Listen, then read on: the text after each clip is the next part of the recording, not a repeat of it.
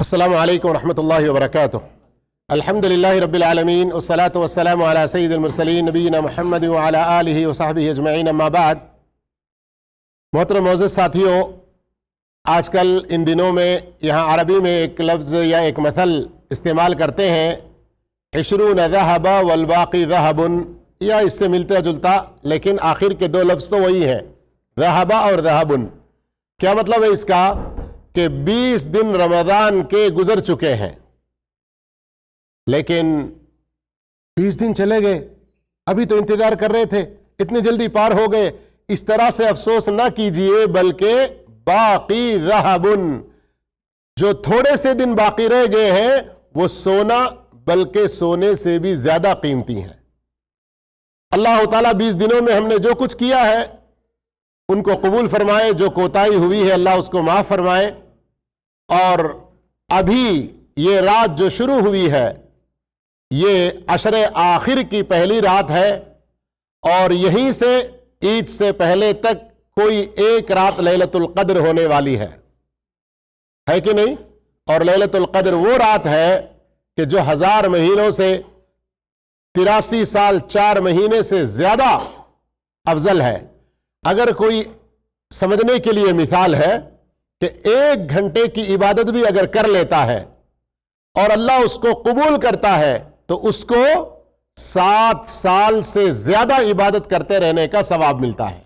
سوچئے، اس لیے میرے بھائیوں، ان کو غنیمت جان کر، من قام لیلۃ القدر ایمانا واحتسابا غفر له ما تقدم من ذنبہ، جو ایمان کے ساتھ نیکی کی امید کرتے ہوئے لیلۃ القدر میں قیام کرے، یعنی نماز پڑھے، اس نماز کے اندر قرآن پڑھے، نماز پڑھے اور امام کی قرات کو غور سے سنتا رہے، اور کسی وجہ سے اپنی ڈیوٹی پر لگے ہوئے ہیں، کسی اور ضروری کام میں لگے ہوئے ہیں، تو اس رات کو تلاوت قرآن میں جو کچھ یاد ہے وہ پڑھتے رہیں، ذکر کرتے رہیں، استغفار کرتے رہیں، نبی صلی اللہ علیہ وسلم پر درود بھیجتے رہیں، اللہ سے زبان ہلاتے ہوئے دل ہی دل میں دعا کریں۔ اگر ہاتھ اٹھانے کا موقع نہیں ملتا، قبلے کی طرف رخ کرنے کا موقع نہیں ملتا، کوئی حرج کی بات نہیں، لیکن اپنے اس وقت کو، اپنی ان ساری راتوں کو اللہ کی مرضی میں گزارنے کی کوشش کریں۔ کیا پتا کہ ہماری زندگی کا یہ آخری رمضان ہو۔ اور اس حدیث کو بھی ساتھ میں یاد رکھ لیجئے، فیہ لیلۃ خیر من الف شہر، اس میں ایک رات ہے جو 1000 مہینوں سے زیادہ افضل ہے۔ من حرم خیرہا، جو اس رات کی بھلائی سے محروم رہا، فقد حرم، وہ بہت بڑا محروم اور بد نصیب ہے۔ اب آپ کے پاس ہے چانس، ہمیں ان 10 راتوں میں یا 9 راتوں میں عبادت کرتے ہوئے 83 سال سے زیادہ کا اجر و ثواب پانا ہے، یا اپنے آپ کو سب سے بڑے بد نصیب اور محروم لوگوں میں شامل کرنا ہے، یہ آپ کے اوپر ہے۔ تو آج کا ہمارا جو سبق ہے سلسلے وار نبی کریم صلی اللہ علیہ وسلم کا طریقہ عبادات و معاملات و اخلاق میں، اس سلسلے میں 20واں سبق نبی کریم صلی اللہ علیہ وسلم کا طریقہ زینت، شکل و صورت، لباس اور فطری امور میں۔ نمبر 1، آپ صلی اللہ علیہ وسلم کثرت سے خوشبو استعمال کرتے اور اس کو پسند فرماتے تھے، اور کبھی خوشبو کو لوٹاتے نہ تھے۔ کوئی آپ کو خوشبو ہدیہ دیا یا لگانے کے لیے آیا تو منع نہیں کرتے تھے۔ آپ کے نزدیک سب سے زیادہ پسندیدہ خوشبو مشک، کستوری والی تھی، لیکن بعض لوگوں کو الرجی ہوتی ہے، بعض لوگوں کو اس سے تکلیف بھی ہو سکتی ہے۔ جیسے 2 دن پہلے ہمارے ایک بھائی بیچارے بہت کڑک اور تیز قسم کی خوشبو میں پھنس گئے تو 2 دن تک بیمار رہے۔ اگر کسی کو اس طرح کی الرجی ہے، اس لیے وہ اچھائی کے ساتھ معذرت کرے تو یہ غلط اور برا بھی نہیں ہے۔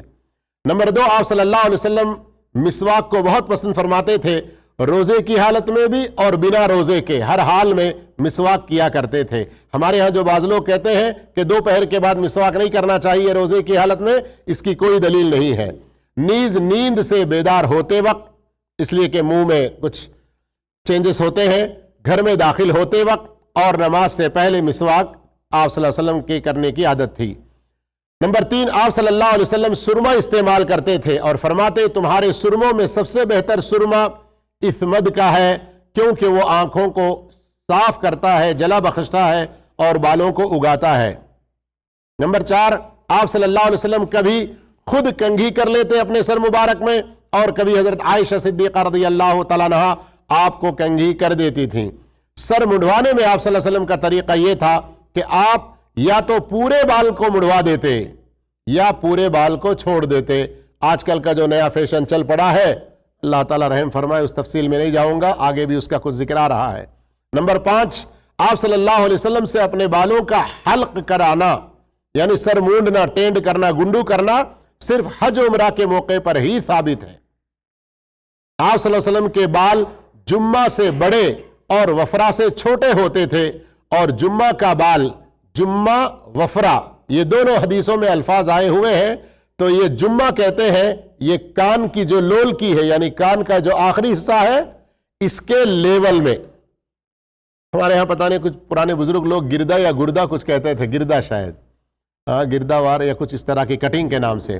اور یہاں میں نے پی ڈی ایف کے اندر میں جو بلو کیا ہوا ہے، اسلام و سوال جواب میں اس کی بارے میں بہت اچھی تفصیل آئی ہوئی ہے، اس کو کلک کر کے پڑھ سکتے ہیں۔ لیکن ایک بات انہوں نے بہت اچھی کہی کہ یہ بال رکھنے کے بارے میں آپ صلی اللہ علیہ وسلم کی طرف سے کہ اس طرح سے رکھنا ہی سنت ہے، ورنہ یہ سنت کے خلاف اس طرح سے ثابت کچھ نہیں ہے۔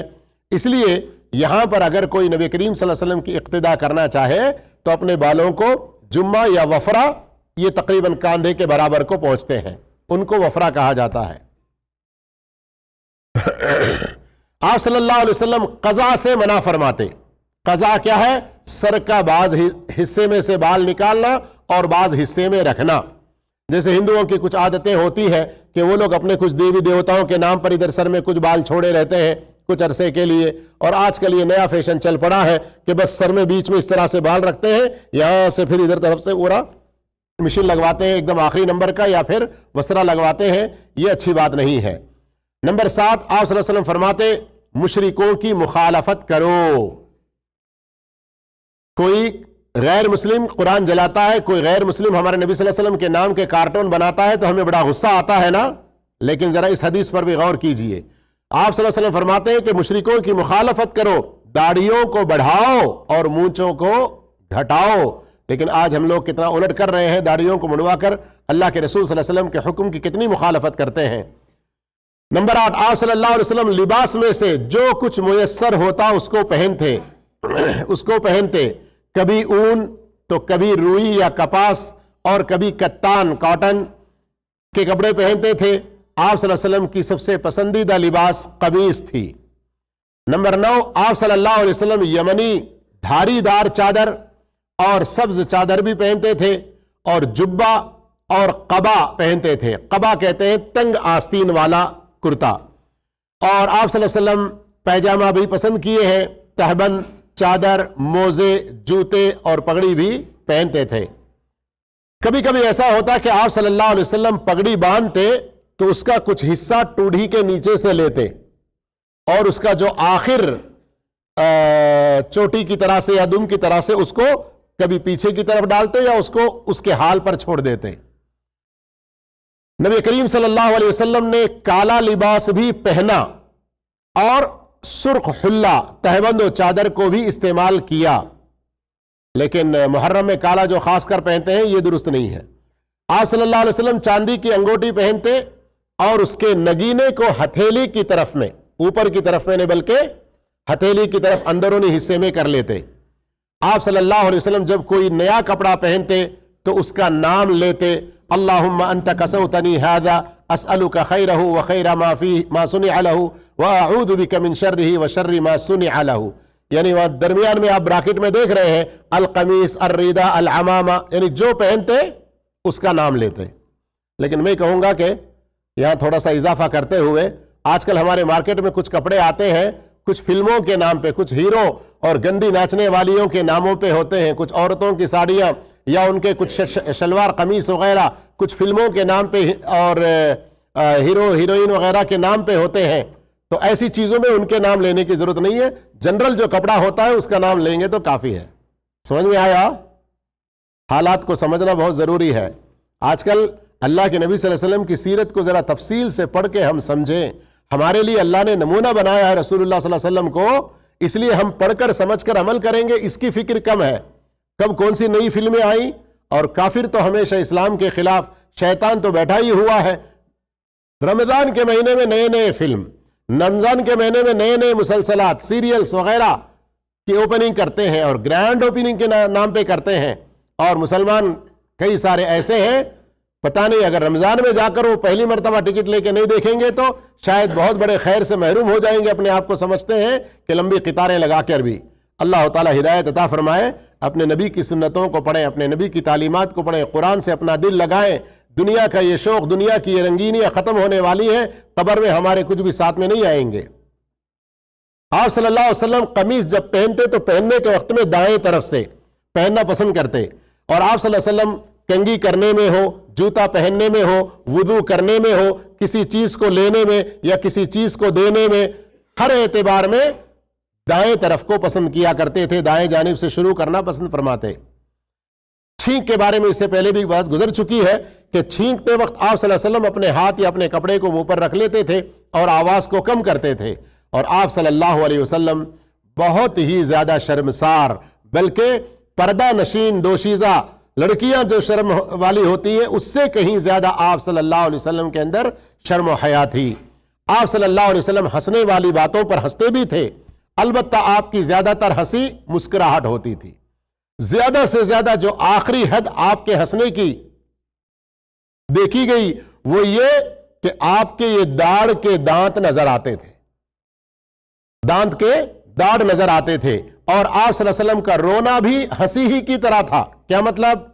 جس طرح آپ قہقہا لگا کر آج کل تو پاگلوں کی دنیا ہو گئی ہے کہ قہقہے لگانے کے بھی دن مناتے ہیں، قہقہے لگانے کے دن مناتے ہیں، جمع ہوتے ہیں سارے پاگل لوگ ایک جگہ، کون کتنا زیادہ ہنستا ہے، کون کتنا زیادہ ہنساتا ہے۔ استغفر اللہ استغفر اللہ۔ تو جس طرح آپ صلی اللہ علیہ وسلم کی عادت نہیں تھی قہقہے لگا کے، بہت آوازیں لگا کے ہنسنا، ویسے ہی دھاڑے مار کر سسکیاں لے لے کر رونا یہ بھی آپ کی عادت نہیں تھی۔ آپ کے رونے کی کیفیت کیا ہوتی؟ جیسے کہ صحیح حدیث میں آتا ہے کہ جس طرح چولہے پہ ہانڈی رکھی گئی تو اس کے اندر کوئی چیز پک رہی ہو تو کیسے ہوتا، اس طرح سے آپ کے سینے سے رونے کی یہ آواز صحابہ اکرام سنا کرتے تھے۔ اب آئیے، نبی کریم صلی اللہ علیہ وسلم جب آمنا سامنا ہوتا یا کسی گھر میں داخل ہونا ہوتا تو سلام کرنے اور اجازت لینے وغیرہ کے بارے میں آپ صلی اللہ علیہ وسلم کا کیا طریقہ تھا؟ آپ صلی اللہ علیہ وسلم جب کسی قوم کے پاس تشریف لاتے تو سلام کرتے، اور جب وہاں سے جاتے تب بھی سلام کرتے، اور لوگوں کو سلام عام کرنے کا حکم دیتے۔ میں نے کل یا پرسوں ایک کتاب کا نام بتایا ہے نا، محبت کی راہیں، اگر کسی نے نہیں پڑھا ہے تو ضرور پڑھیں، اس کے اندر یہ ان چیزوں کے بارے میں اور تفصیلات ہیں۔ آپ صلی اللہ علیہ وسلم فرماتے کہ چھوٹا بڑے کو سلام کرے، اور گزرنے والا بیٹھے ہوئے کو سلام کرے، اور سوار پیدل چلنے والے کو سلام کرے، اور تھوڑے افراد زیادہ افراد کو سلام کریں۔ ابن حجر اسقلانی رحمۃ اللہ علیہ لکھتے ہیں صحیح بخاری کی شرح میں کہ اس کے اندر سے کبر و غرور کی ساری علامتوں کو ختم کرنے کی بہترین تربیت ہے۔ آپ صلی اللہ علیہ وسلم جب کسی سے ملتے تو پہلے سلام کرتے تھے، اور جب آپ سے کوئی سلام کرتا تو اسی کے مثل یا اس سے بہتر جواب فوراً دیتے تھے، مگر کوئی عذر اگر پیش آتا تو آپ فوراً جواب نہ دیتے۔ کیسا عذر؟ جیسے نماز کی حالت میں ہے یا استنجا کر رہے ہیں۔ نمبر 4، آپ صلی اللہ علیہ وسلم شروع میں السلام علیکم ورحمۃ اللہ کہتے تھے۔ علیک السلام کہہ کر سلام کی ابتدا کرنے کو ناپسند فرماتے تھے۔ کسی کو سلام کرنا ہے شروعات تو علیک السلام نہیں کہنا چاہیے، لیکن جواب میں وعلیک السلام یا وعلیکم السلام واو کے اضافے کے ساتھ کوئی حرج کی بات نہیں ہے۔ آپ صلی اللہ علیہ وسلم کی سنت طیبہ یہ تھی کہ جب لوگ زیادہ ہوتے اور ایک بار میں سب کو سلام کی آواز نہ پہنچتی تو 3 بار سلام کرتے تھے۔ نبی کریم صلی اللہ علیہ وسلم کی سنت طیبہ یہ ہے کہ مسجد میں آنے والا سب سے پہلے تحیت المسجد کی 2 رکعت نماز ادا کرے، پھر آ کر لوگوں کو سلام کرے۔